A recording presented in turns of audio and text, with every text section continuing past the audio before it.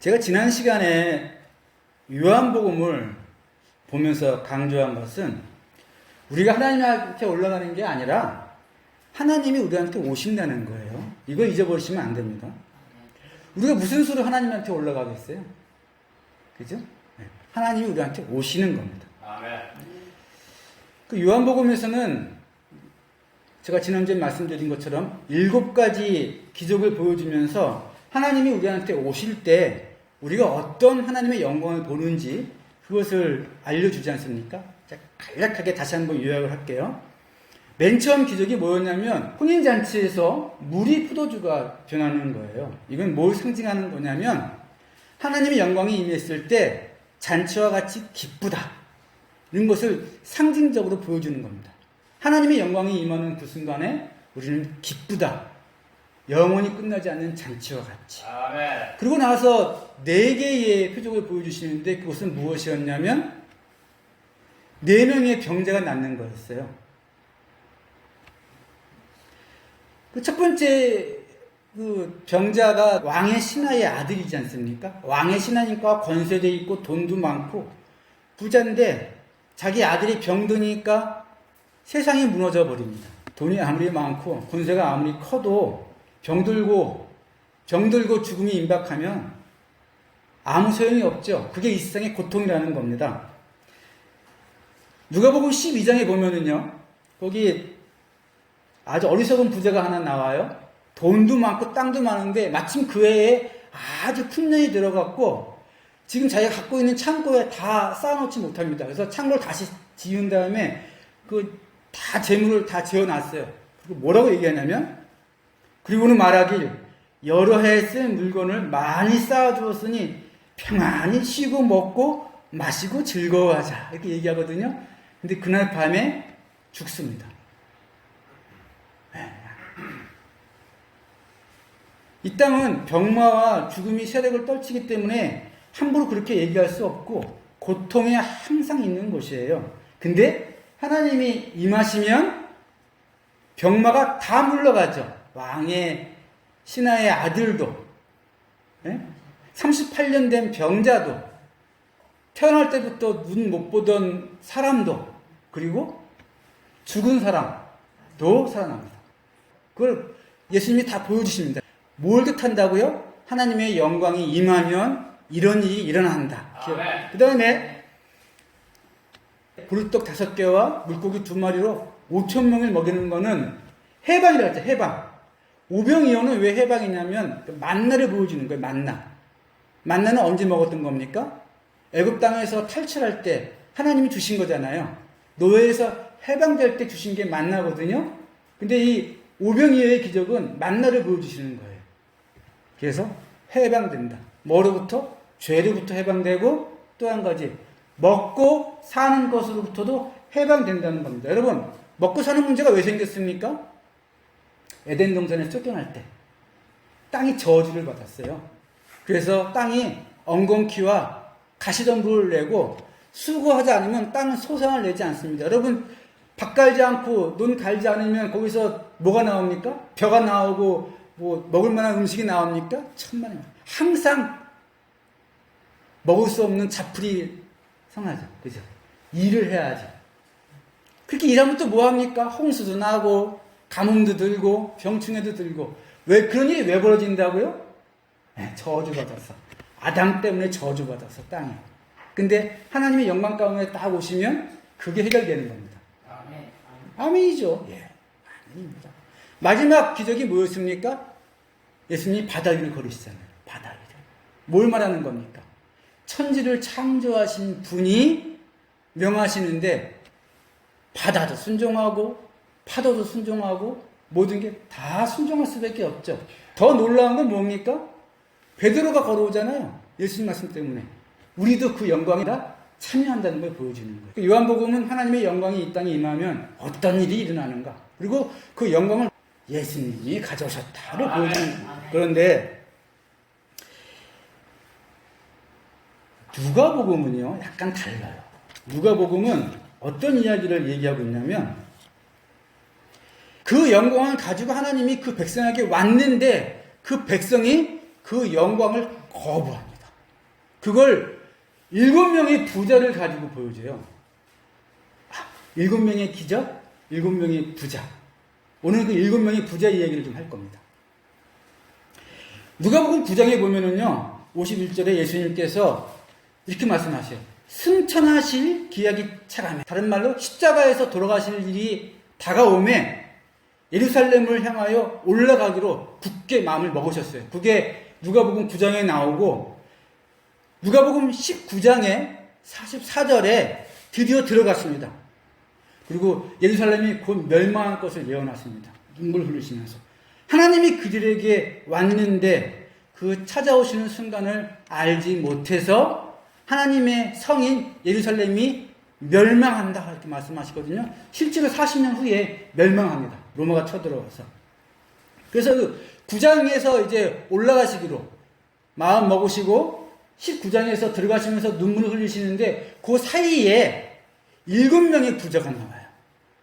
그 7명의 부자 이야기가 왜 하나님의 영광이 이 땅에 임했는데 그 영광을 거부하는지를 잘 보여줍니다. 첫 번째 부자가 누구냐면 12장에 나오는데 아까 봤던 그 부자예요. 어리석은 부자. 네? 그 부자를 소개하면서 이렇게 얘기합니다. 누가 예수님한테 와요. 와가지고 예수님 내 형이 유산을 다 가져갔는데 저한테도 좀 나눠달라고 말 좀 해주세요. 예수님이 어이가 없으셔가지고 이렇게 말씀하십니다. 야, 내가 유산을 나눠주는 사람이냐? 이르시되 삼가 모든 탐심을 물리치라. 사람의 생명이 그 소유에 넉넉한 데 있지 않다 하시면서 나오는 게 그 어리석은 부자 얘기하는 거예요. 어리석은 부자가 어떻게 하죠? 땅도 많고 돈도 많은데 그 애는 풍년이 들어갔고 창고에 다 넣었더니 먹고 마시고 몇 년 동안 먹을 거 가득 쌓아놨으니까. 근데 뭡니까? 죽어버려요, 그날 밤에. 그 뭡니까? 그거 쌓아놓은 거 다 누가 가져갑니까? 자식들이 갖고 가죠. 자기는 하나도 누리지 못합니다. 뭘 말씀하시는 거예요? 아니, 진짜 부자는 하나님이에요. 하나님이 허락하셔서 뭐 갖고 있는데 마치 자기가 다 자기 능력과 자기 힘으로 얻은 것이냐, 욕심과 탐심으로 내가 얻었다, 내 거다 그러는 순간 그날 밤에 목숨이 사라지는데. 그래서 어리석은 부자입니다. 첫 번째 나오는 부자가 그 어리석은 부자예요. 그리고 나서 두 번째부터 세 번째, 네 번째는 부자가 나오는데 이 부자는 하나님입니다. 그거 기억하셔야 돼요. 두 번째, 세 번째, 네 번째는 하나님을 부자로 말씀하시는 거예요. 자, 두 번째 부자는 어떤 부자냐면 14장에 나옵니다. 잔치를 베풀어요. 잔치를. 잔치 그러면 뭘 기억하셔야 돼요? 하나님의 영광이 임하면 잔치다. 그러니까 하나님이 잔치를 베푸시는 거예요. 그리고 다 오라 그러는데 사람들이 거부합니다. 한 사람은 나는 밭을 사서 밭이 이게 좀 잘 되는 밭인지 좀 가서 봐야겠다라고 오지 않습니다. 두 번째 사람은 소 10마리를 샀어요. 내가 소 좀 시험해봐야겠다고 안 옵니다. 세 번째 사람은요, 장가를 들었다고 못 온다고 그래요. 장가 들었으니까 생계를 책임져야 되잖아요. 가정이 생겼으니까. 그래서 못 가겠다. 아니, 하나님이 영광 가운데 임하셔가지고 기쁨의 잔치, 하나님이 임하시는 잔치를 붙였는데 내가 밭을 샀는데 그것 때문에 못 가겠다.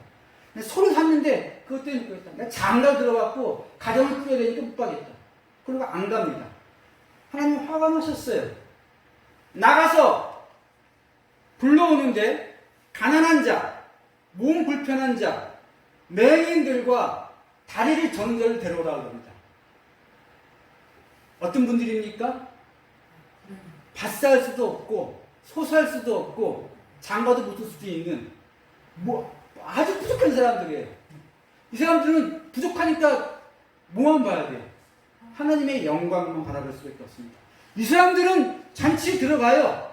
그런데 애초에 부른 사람들은 내 잔치를 맛보지 못할 것이다. 내 생활이 바빠서 내 할 일이 많아갖고 내 힘으로 내 생활을 풀어나가야 되니까 잔치에 못 들어가겠다. 네, 들어오지 마. 비록 부족하지만 영광을 바라보는 자들이 잔치에 참여해서 영원한 기쁨을 맛볼 것이다. 이게 두 번째 부자예요. 세 번째 부자는 그 유명한 탕자의 이야기입니다. 세 번째 부자에서도 부자 아버지는 하나님이에요. 탕자는 영광에 들어가기를 거부한다. 아버지 재산이 자기 거예요? 아니죠. 아버지가 벌어놓은 거예요. 아버지 겁니다. 아버지가 고생해서 아버지의 능력으로 아버지가 갖고 있는 거예요. 하나님의 영광이라고요. 근데 이 아들은 내가 다 가지고 내가 좀 갖고 있으면 되지 않을까 해가지고 유산을 달라는 건 뭡니까? 빨리 죽으시라는 겁니다. 아버지한테.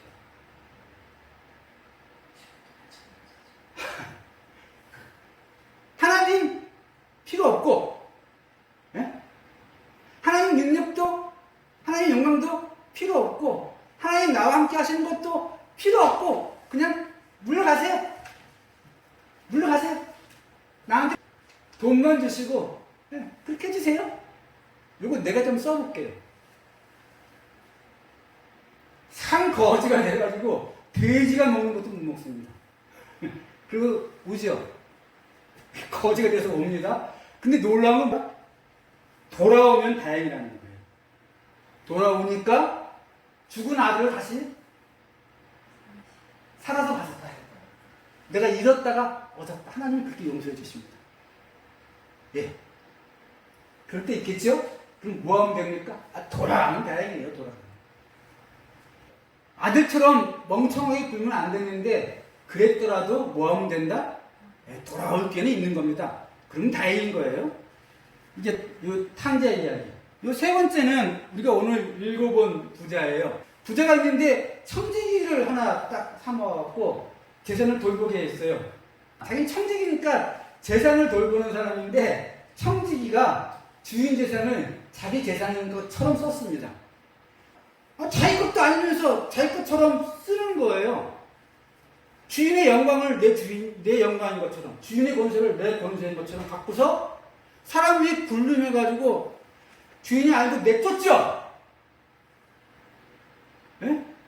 근데 이때 또 내쫓으니까 이 청지기가 뭐라고 얘기합니까? 큰일 났다. 나가서 땅을 파자니 힘이 없고, 빌어먹자니 부끄럽다. 그래갖고 어떤 꾀를 냅니까? 예. 자기가 예전에 빚증서 쓴 사람들 불러 모아갖고 100이라고 샀어? 50이라고 고쳐. 80으로 고쳐. 이렇게 합니다. 그거 보고 주인이 칭찬해요. 여러분 이건 비유예요. 비유. 사기치라는 얘기가 아니라 비유입니다. 어떤 비유입니까? 아니 자기 게 아니니까 나눠주면 되잖아. 자기 게 아니니까. 그죠? 여러분 받은 거 내 게 아니에요. 나한테 사랑이 있으면 하나님 주신 사랑의 마음이니까 사랑 나누시면 되고, 에? 나에게 용서할 마음이 생겼으면 그것도 용서받았기에 예수님으로부터 용서 나눠주시면 되고, 그러면 돼요. 그리고 받은 게 있으면 감사해야 돼요. 17장에 10명의 나병 환자가 가다가 예수님을 딱 만나요. 예수님이 보시고서 말씀만 하십니다. 가서 제사장에게 보여라. 10명이 다 가거든요. 다 났어요. 가는 도중에 길에서. 근데 누구만 돌아옵니까? 한 명만 돌아옵니다. 이방인 한 명만 돌아옵니다. 예수님이 어이가 없으셔서 야 10명이 다 낫지 않았어? 왜 너만 돌아왔냐? 이렇게 물어보십니다. 근데 마치 내 것이냐 내 마음대로 내 주장대로 그죠? 감사하고 뭐 하면 됩니까? 나눠주면 돼요. 내게 아니었으니까 뭐든 그것이 용서하는 마음이든 사랑하는 마음이든 뭐 관용 있는 마음이든 그죠? 그 재물이든 간에 내 마음대로 쓰는 순간 하나님이 뭐 하신다고요? 네 거 아닌데 그거? 나가라! 나가. 이 사람이 그렇게 나가야 되니까 겁나갖고 돌이킵니다. 그래갖고 사람을 불러갖고 나눠줘요. 그러니까 주인이 뭐라고 얘기합니까? 지혜롭다. 이렇게 인정해 줍니다. 하나님이 그걸 말씀하시는 거예요. 이 사람도 회개했죠? 근데 5번째 부자가 회개하지 않는 부자입니다. 어떤 부자입니까? 자색 옷을 입고 아주 호화롭게 매일 잔치를 벌이는 부자인데 그 집 앞에 거지 나사로가 있죠. 둘 다 죽었어요. 나사로는 거지는 하나님 나라로 가고 이 부자는 지옥에 간 것 같아요. 그죠? 지옥에서 고통받고 있다가 거지 나사로를 보고 이렇게 얘기합니다. 제발 그 손끝에 물 한 방울 좀 찍어갖고 내 혀끝에 좀 대게. 근데 그게 안 된다고 그러죠? 왜 그 가운데 깊은 수렁이 있어서 건너갈 수 없다라고 얘기합니다. 그러자 이 부자가 뭐라고 얘기합니까? 이 부자는 요 네 번째하고 세 번째는 아들도 회개했어요.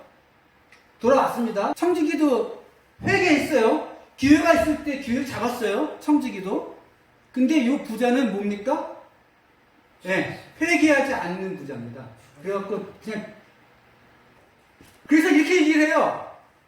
한 방울 물도 얻지 못하니까 그러면 나사로를 보내서 우리 집에 보내서 우리가 5명의 형제가 있는데 여기 오지 않게 좀 해주십시오. 근데 또 뭐라고 얘기하십니까? 모세와 선지자의 이야기를 안 들으면 무슨 말입니까? 성경을 안 들으면 죽은 나사로가 가도 뭐한다? 안 믿는다 이렇게 얘기하세요. 성경을 안 믿는데 네 형제들이 성경을 안 믿는데 나사로가 살아간다고 한들 그 말 들을 것 같냐? 안 듣는다 이렇게 말해요. 이게 여러분 무서운 말씀인데요. 회개는 후회하는 게 아닙니다. 회개는 말씀이 확 왔을 때 그 찔림을 느끼고 돌이키는 게 회개라고요. 회개는 뭐가 아니다? 반성이나 후회가 아니에요. 돌이키는 게 회개라고요. 근데 성경에 있는 말씀을 듣고서 깨우치지도 않고 깨우쳤다 할지라도 돌이키지 않는데 죽은 자가 와서 얘기해도 듣겠느냐 이렇게 말합니다. 말씀을 들으실 때는 말씀 위에 있으면 안 되고 말씀 아래에 있어야 됩니다. 여러분 제가 설교하잖아요. 제가 설교할 때 저는 제 설교인데도 불구하고 저는 제 설교 아래에 있습니다. 누군가 저한테 와가지고 아이고 목사님 설교 참 잘하셨는데 목사님이랑 그렇게 사셔 라고 말하는 순간 저는 연자 맷돌을 목에 걸고 바다에 빠지는 게 더 낫습니다. 요 작은 사람 한 사람이라도 실족시키면 차라리 목에다가 연자 맷돌을 메고 바다에 빠지는 게 낫다. 이 회개하지 않는 부자 얘기 다음에 바로 나오는 거예요. 바로.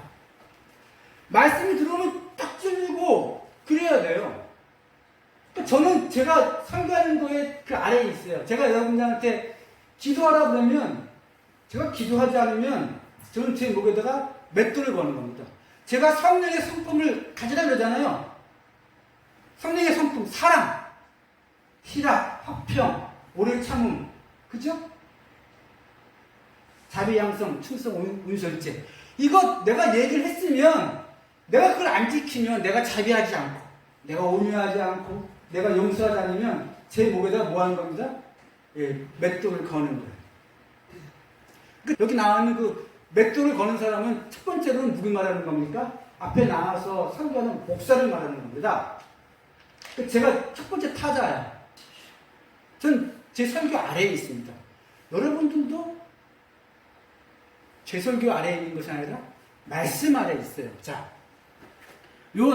여기 아들과 청지기는 회개했죠? 여기 5번째 부자는 회개하지 않습니다. 그러니까 이런 말씀을 하세요. 예수님께서. 잘 들어보세요. 지극히 작은 것에 충성된 자는 큰 것에도 충성되고 지극히 작은 것에 불의한 자는 큰 것에도 불의하니라. 너희가 만일 불의한 재물에도 충성하지 아니하면 누가 참된 것으로 너희에게 맡기겠느냐? 너희가 만일 남의 것에 충성하지 아니하면 누가 너희의 것을 너희에게 주겠느냐? 집 하인이 두 주인을 섬길 수 없나니 혹 이를 미워하고 저를 사랑하거나 혹 이를 중히 여기고 저를 경히 여길 것이니라. 너희는 하나님과 재물을 겸하여 섬길 수 없느니라. 이게 요 청지기와 회개하지 않는 부자 사이에 나오는 말씀이라고요. 요게 이런 말씀을 받아들이면 찔리고 기회가 주어지는 거예요. 기회. 기회가. 근데 이런 말씀이 들어와도 찔림받지 않고 돌이킬 기회를 안 받으면 어쩔 수 없습니다. 다 하나님 나라에 들어가는 거 아니죠.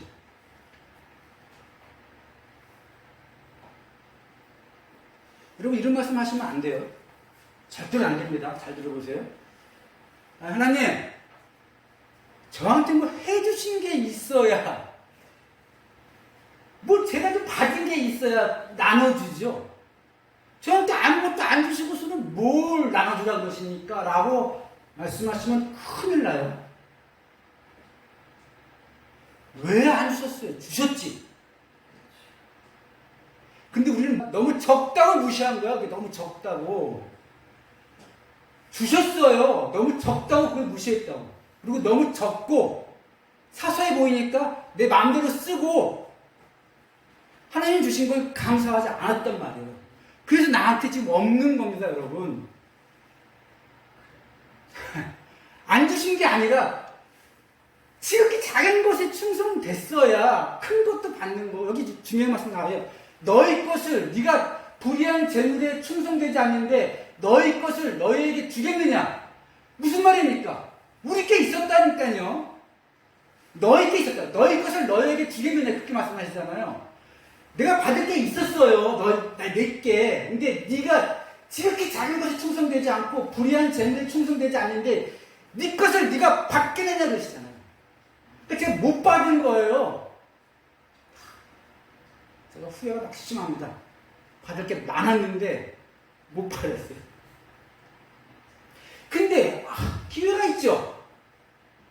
돌이키면 되잖아. 돌이키면 이 말씀 듣고서 그렇지. 지금이라도 적은 것에 충성하자.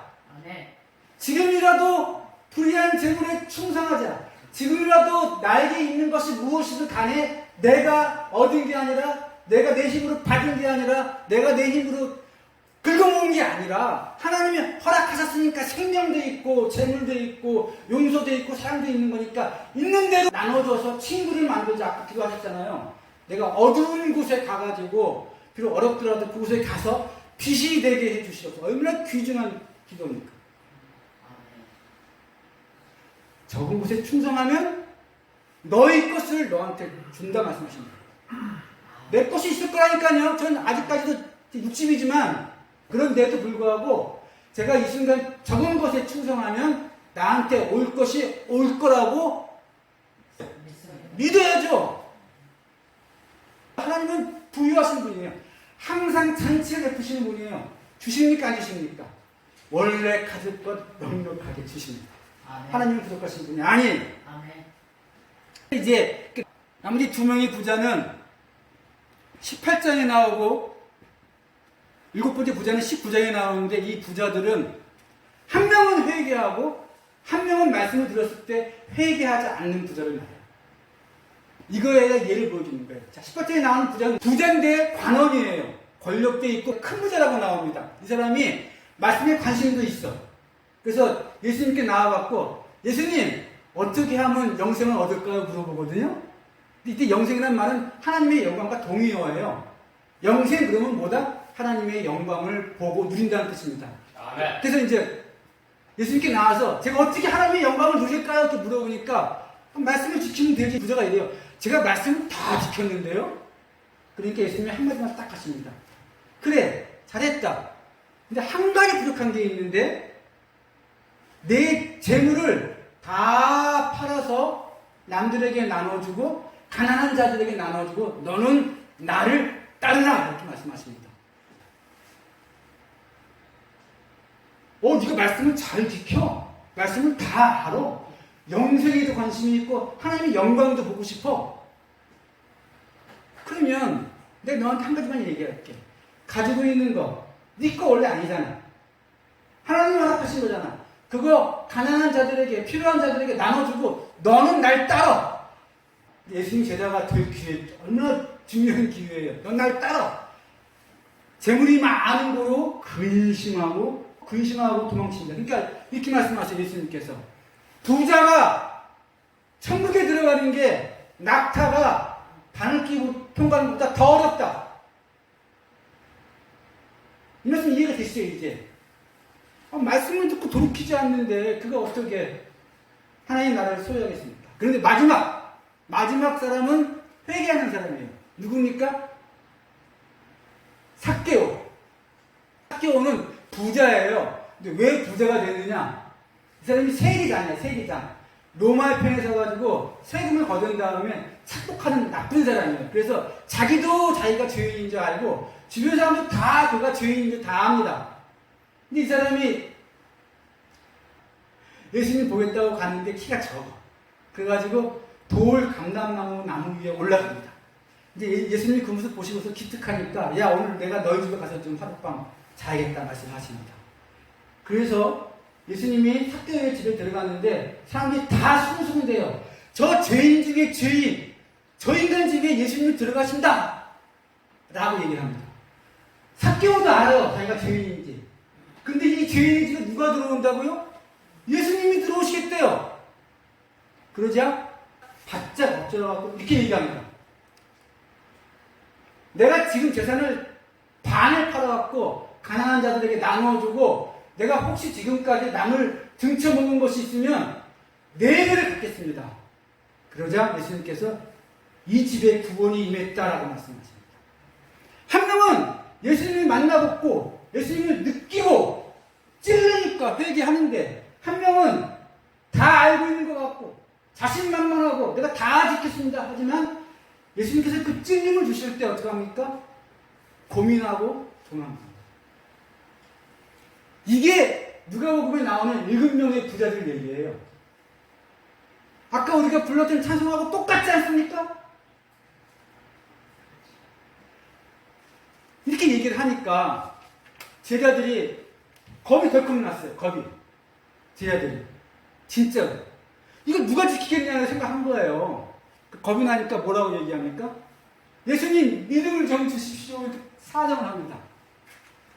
그러자 예수님이 한 말씀을 하세요. 너한테 겨자씨만한 믿음이 있으면 이 뽕나무가 들려서 바다에 심기라도 심길 것이고 다른 구절에는 산이 들려서 바다에 심길 거다. 이렇게 말씀하십니다. 뭐가 있으면? 겨자씨만한 믿음이 있으면. 이게 무슨 말인지 어려우시죠? 제가 시원하게 풀어드릴게요. 여러분 잘 들어보세요. 믿음은 나한테 나가는 게 아니에요. 나한테 큰 믿음이 있는 게 아니고 큰 하나님을 내가 바라보는 게 믿음인 겁니다. 제 말씀 어렵지 않죠? 나한테 큰 믿음이 있는 게 아니고 큰 하나님을 바라보는 게 믿음이라고요. 그래서 하나님의 영광이 태양처럼 확 이렇게 떠오르는데 내 창문이 큰 창문이든 아니면 쥐구멍 같은 창문이든 간에 그걸 통해서 뭘 보면 됩니까? 하나님 바라보면 뭐라고요? 예! 엄청난 일이 일어나는 거예요. 믿음은 내가 뭘 키워서 하는 게 아니고 큰 능력 있으신, 큰 영광 있으신 하나님을 내가 바라보는 게 믿음이라고요. 그게 믿음이니까 요만한 믿음이 있어도 일이 다 이루어지는 거, 내가 일하는 것이 아니니까. 내가 일하는 것이 아니잖아요. 나는 바라보는 거예요, 영광을. 그러면 누가 일하시는 겁니까? 큰 능력 있으신 그분이 내가 바라보니까 나의 기도를 들으시고 일하시는 겁니다. 그러니까 뽕나무도 바다에 심기고 산도 바다로 옮겨지는 거예요. 이해하셨죠? 근데 사람들이 뭐합니까? 하나님의 영광 콱 떠오르는데 그거 안 보겠다고 문을 걸어 잠그고 창문에 커튼을 치고 커튼 사이로 빛이 들어오니까 어떡합니까? 등 돌리고 입을 뒤집어 쓴다고요. 그 영광 안 보겠다고. 그러고서 내 힘으로 내 능력으로 내가 할 수 있으니까 그렇게 한다고요. 됩니까?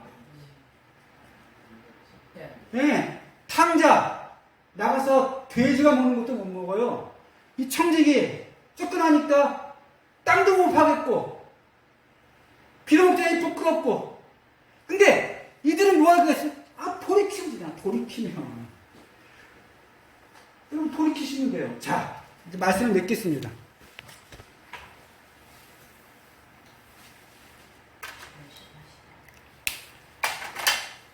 여러분, 저 주신 게 없잖아요. 그러지 말라고 그러셨죠. 주신 게 왜 없어요? 지금 이 자리에 나와 계시면서 이 말씀을 듣는 그 자체가 뭡니까? 기회인 거 모르시겠어요? 이게 기회라고, 이게. 말씀을 듣고, 아, 저런 부자가 되면 안 되겠구나, 라고 느껴지시면 그게 기회인 겁니다.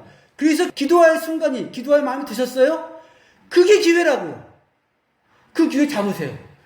그걸 잡으시면 뭘 주신다고요? 너에게 원래 줄 것이 있었는데 그걸 줄 거다 말씀하시는 겁니다.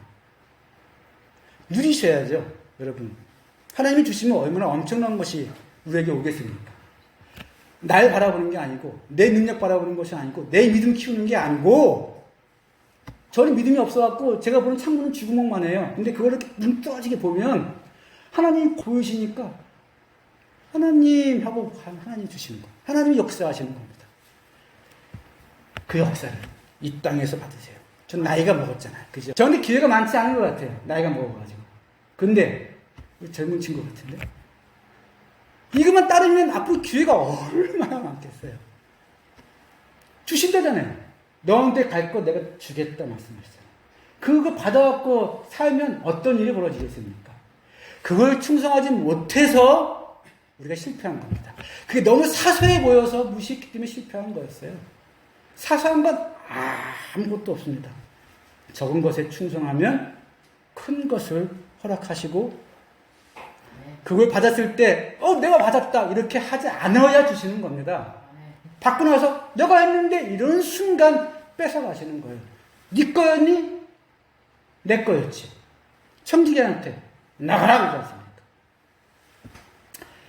기회 붙으시고 기회는 무궁무진해요. 조그만 거 충성하신 다음에 우리가 이 땅에서 받을 것 누리십시오. 예수님 재림하셨을 때는 새하늘과 새 땅에서 또 누리시고 우리 이 땅에서도 누리고 예수님 재림하신 후에도 누리는 겁니다. 이 놀라운 축복이 우리한테 있는 것이 하나님의 영광인데 이 하나님의 영광을 거부하는 사람들이 다 누굽니까?